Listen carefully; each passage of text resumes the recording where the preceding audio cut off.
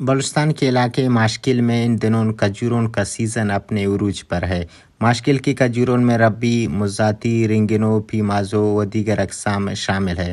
مقامی زبان میں اس سیزن کو آمین اور کھجور کو ارما کہا جاتا ہے۔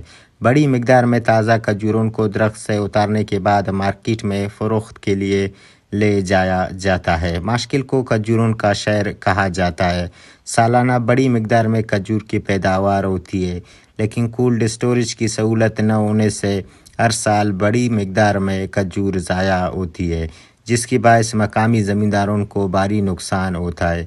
اس حوالے سے سماجی کارکن زری بلوچ کا کہنا تھا: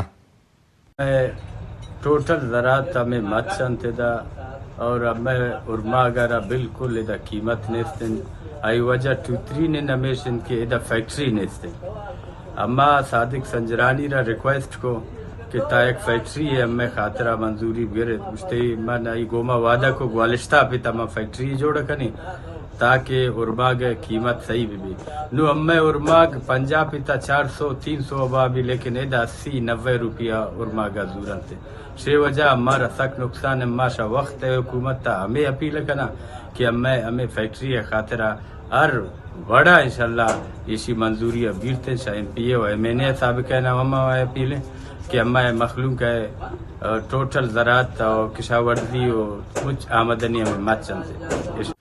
مقامی زمینداروں کا حکومت وقت سے مطالبہ ہے کہ ماشکل میں کھجوروں کے کولڈ اسٹوریج کا قیام عمل میں لایا جائے اور مقامی زمینداروں کو دیگر سہولیات فراہم کیا جائے۔